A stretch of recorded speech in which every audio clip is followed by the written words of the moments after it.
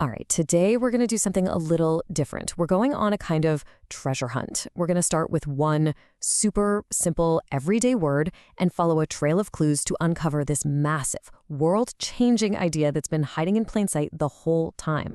So let's get right into it. How on earth can one word, just one, be the key that unlocks an entire system of communication? That's the mystery we're going to solve today. And it all starts in a place you would probably never expect. And believe it or not, our journey starts with the word meat. Yep, that's it, meat. We're going to put this totally ordinary word under a microscope and see what secrets it's hiding. And here's our source material, our only clue in this whole thing, the Simple English Wiktionary page for the word meat. We're going to treat this webpage like a treasure map and just see where it leads us. Okay, let's start digging. Let's really dissect this thing. What can a supposedly simple definition actually tell us? Let's break it down. Right off the bat, the main definition is, well, it's pretty much what you'd expect, right?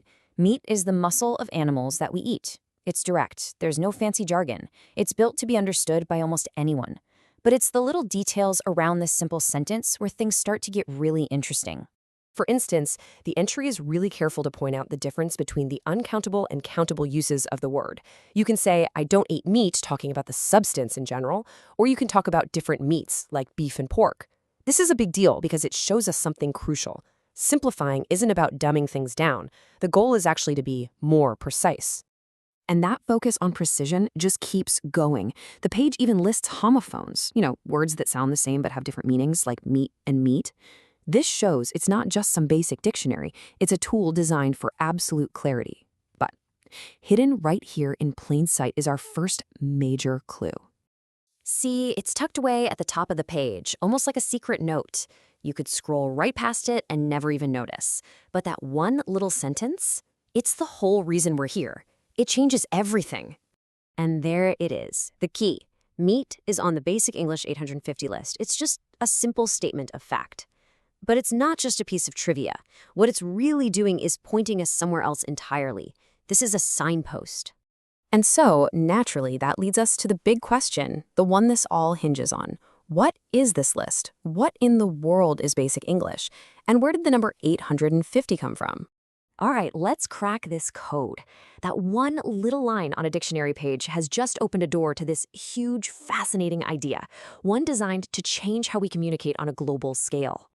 And at the very core of this whole thing is this number, 850. It's not random. It's the magic number, the foundation for this entire system. So here it is. Basic English is a super simplified version of English, built on a vocabulary of only 850 essential words. Our word meat is one of them. It was created way back in the 1930s by a linguist named C.K. Ogden, who had this wild idea that you could boil down all of English to this tiny core set of words. And the whole point of this was huge. I mean, the goals were really ambitious. It was designed to be an easy-to-learn language for international communication, a base for teaching English, and, you guessed it, the engine behind things like the Simple English Wikipedia we started with. The whole system is incredibly thought out. Out of those 850 words, 600 are nouns, 150 are adjectives, and the last 100 cover all the glue that holds sentences together, like verbs and pronouns. The theory was, with just these blocks, you could build almost any idea. Okay, so let's pull back for a second. We went from one word, meat, to this whole 850-word language. But so what? Why does any of this actually matter in the real world? I mean, just look at this. The page we started on lists all these languages: Arabic, Chinese, Spanish, Russian, and that's just a handful. There are thousands of languages spoken across the globe.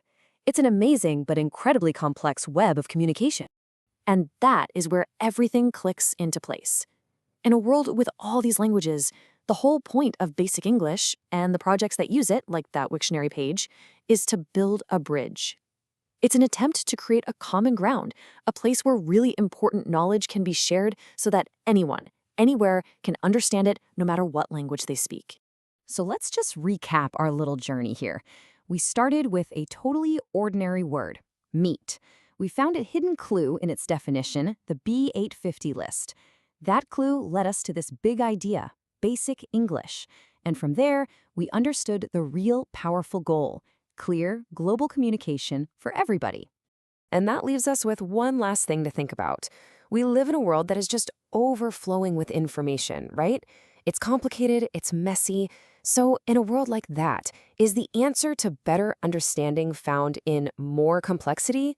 Or, as Basic English suggests, is it found in making things radically, powerfully simple? What do you think?